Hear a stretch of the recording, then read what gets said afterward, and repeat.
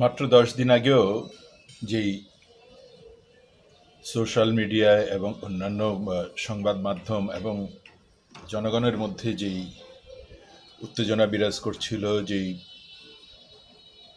আশঙ্কা বিরাজ করছিল এবং যেই পরিমাণ মানুষ নিজেদের মধ্যে শঙ্কিত হয়ে পড়ছিল, কি হবে কি হবে, দেশ অচল হয়ে যাবে, অন্ধকারে নিমজ্জিত হয়ে যাবে। পেট্রোল পাম্পগুলোতে যেইভাবে লাইনের পর লাইন তৈরি হচ্ছে, মোটর বাইকের, প্রাইভেট কারের, কেউ 4 ঘন্টা দাঁড়িয়ে থেকে 1,000 টাকার তেল নিতে পারছেন, কেউ 5 ঘন্টা দাঁড়িয়ে থাকছেন, কেউ সারাদিন দাঁড়িয়ে থাকছেন, কেউ বালিশ নিয়ে রাত্রি যাপনের জন্য যাচ্ছেন। এইরকম ইত্যাকার ঘটনাগুলো ঘটেছে। কতটা সত্য কতটা মিথ্যা জানি না, কিন্তু সোশ্যাল মিডিয়াতে এগুলো আসছে। যদিও সোশ্যাল মিডিয়ার সমস্ত খবর একেবারে সত্য বলে ধরে নেওয়া যায় না, কারণ এখানে এক একজনের ব্যক্তিগত ভাব, অনুভূতি এবং ব্যক্তিগত স্বার্থ থেকে এখানে যে সংবাদগুলো উপস্থাপন করেন, সবগুলোর সত্যতা সবসময় থাকে না।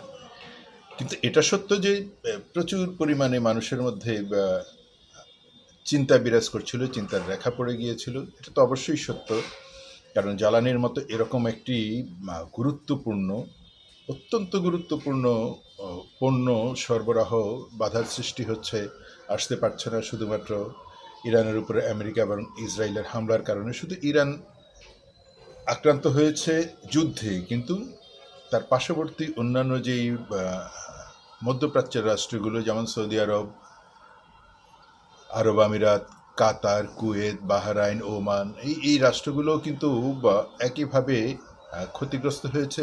যখন ইরান আক্রান্ত হয়েছে, ইরান স্বাভাবিকভাবে ওইখানে ওই রাষ্ট্রগুলোতে আমেরিকার স্বার্থ সংশ্লিষ্ট জায়গাগুলোতে আক্রমণ করেছে। আক্রমণের কারণে তারাও ক্ষতিগ্রস্ত হয়েছে, তাদেরও উৎপাদনে বিঘ্ন ঘটেছে, তাদেরও বিপণনে বিঘ্ন ঘটেছে, এবং এটা এখন পর্যন্ত বলবৎ আছে। হরমুজ প্রণালী এখনও উন্মুক্ত হয়ে যায়নি, আগের মতো অবাধে তেল উৎপাদন হচ্ছে না, অবাধে বিপণন হচ্ছে না। তাহলে আমাদের দেশের এই লম্বা লাইনগুলো শেষ হয়ে গেল কিভাবে? মাত্র 10 দিনে এমন কি জাদুর কাঠি সরকার এখানে স্পর্শ করলেন, বা এমন কি অলৌকিক ঘটনা এখানে নাজিল হলো, যাতে করে এখানে এই সমস্ত লাইনগুলো উধাও হয়ে গেল? এখন পেট্রোল পাম্পগুলোতে খালি 2-4টা করে গাড়ি আসছে, তেল নিয়ে যাচ্ছে। এবং সবচাইতে প্রশ্নবোধক যেই জায়গাটি, সবচেয়ে বেশি যে জ্বালানি ব্যবহার হয় সেটি হচ্ছে ডিজেল। কারণ ভারী যানবাহনে, bus, truck, tank, lorry, launch, steamer, তারপরে ট্রেন, এগুলোতে হচ্ছে ডিজেল ব্যবহার হয়। সেই হিসেবে যদি সংকট তৈরি হওয়ার কথা, সবার আগে ডিজেলের সংকট তৈরি হবে, এবং এই কারণে দেশ সবার আগে অচল হয়ে যাবে এই ভারী যানবাহনগুলো চলতে না পারার কারণে। লঞ্চ চলতে পারবে না, ট্রাক চলতে পারবে না, বাস চলতে পারবে না, ট্রেন চলতে পারবে না। বিদ্যুৎ উৎপাদনের জন্য ডিজেল ব্যবহার করা হয়, সেই বিদ্যুৎ উৎপাদন হবে না। তাহলে সংকটটা তৈরি হবে সবার আগেই ভারী যানবাহনে। ভারী যানবাহনের লাইন থাকবে ঘন্টার পর ঘন্টা, এবং এটা নিয়ে জন অসন্তোষ আরও তীব্র হয়ে যাবে। কিন্তু আশ্চর্যজনকভাবে লক্ষ্য করা গেল যে ভারী যানবাহন নয়, হালকা যানবাহন, মোটর বাইকে অকটেন ব্যবহার করা হয়। প্রাইভেট কারগুলোতে অধিকাংশ প্রাইভেট কার তাদের সিএনজি কনভার্সন করা আছে, তার সাথে তেলও ব্যবহার করে। সেই তেল তারা পেট্রোল অকটেনটাই বেশি ব্যবহার করে। তাহলে এইখানে এই সংকটটা আসলো কিভাবে? এখানটাতেই হচ্ছে আসলে আমরা আমাদের নিজেদের পায়ে সবসময় কুড়াল মারতে পছন্দ করি। নিজেদের নাক কেটে অপরের যাত্রা ভঙ্গ করতে আমরা খুব উৎসাহ বোধ করি। অতি উৎসাহী মানুষেরা এই জঞ্জালটা তৈরি করেছে, এই সংকটটা তৈরি করেছে। অবশ্যই বিশ্ববাজারে তেলের সংকট তৈরি হয়েছে, অবশ্যই বিশ্ববাজারে তেলের স্বাভাবিক যে চাহিদা, সেই চাহিদার চেয়ে অনেক কম বিপণন হচ্ছে। কিন্তু বাংলাদেশের কিছু তো তেল আমরা নিজেরাই উৎপাদন করি। আমাদের যে গ্যাস উত্তোলিত হয়, গ্যাসের উপজাত হিসেবে আমরা অকটেন, পেট্রোল, কেরোসিন এগুলো পাই। এবং বাংলাদেশের শতকরা 30% অকটেন, পেট্রোল আমরা আমাদের নিজেদের উৎপাদিত খাত থেকেই পেয়ে থাকি। তাহলে আমরা যে ডিজেল কনভার্সন করি, অর্থাৎ যেই কাঁচা তেলটা, ক্রুড অয়েলটা যেটা আমরা আনি, ক্রুড অয়েলটাকে ভাঙলে পরে যে ডিজেল বের হয়, ডিজেল বের করার পরে যে আবার কিছু অক্টেনও আমরা এখানে পাই, কিছু পেট্রোলও আমরা এখানে পাই। তাহলে বিষয়টা কি দাঁড়ালো? বিষয়টা হচ্ছে যে আসলে আমরা কোথাও স্বস্তিতে থাকতে চাই না। একটি দেশ পরিচালিত হয় একটি সরকার দ্বারা। সেই সরকারের কাছে আমরা দায়িত্ব হস্তান্তর করেছি আমাদের এই সমস্যাগুলো দেখভাল করার জন্য। যে সরকার দায়িত্ব নেয়ার মাত্র ৮ দিনের মাথায় এরকম একটি যুদ্ধ তৈরি হয়ে গেল, সারা পৃথিবীতে এটার একটি ভয়ানক চাপ তৈরি হলো। আমরা অপেক্ষা করব এবং আমরা সরকারকেই দৃষ্টি আকর্ষণ করার চেষ্টা করব আমাদের এই সমস্যা সমাধানের জন্য সরকার যেন দ্রুত পদক্ষেপ নেয়, এবং নিতেই হবে। কারণ সরকার টিকেই থাকবে এগুলোর উপরে। যখন রাষ্ট্র স্থবির হয়ে যাবে তাহলে তো সরকারও স্থবির হয়ে যাবে। সেটা না করে আমরা হাঁড়ি, পাতিল, বোল, বালতি,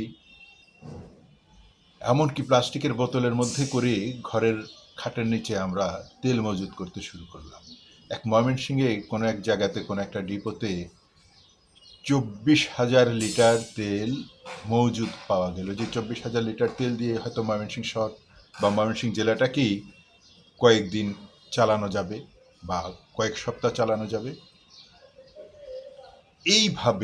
এইভাবেই আমরা কোনো কিছুতে আমরা স্থির থাকতে চাই না, কোনো কিছুতেই আমরা বুঝতে চাই না যে এই সংকটটা আসলে কার তৈরি। এটা কি সরকারের তৈরি? সরকার ইচ্ছে করে এখানে, সরকার তো তেলের দাম বাড়াতে চায়নি, শুধুমাত্র পেট্রোল পাম্পের ওনারদের কারণে, পেট্রোল পাম্পের মালিকদের কারণে, তাদের চাপ তৈরি করার কারণে সরকার তেলের দাম বাড়াতে বাধ্য হয়েছে।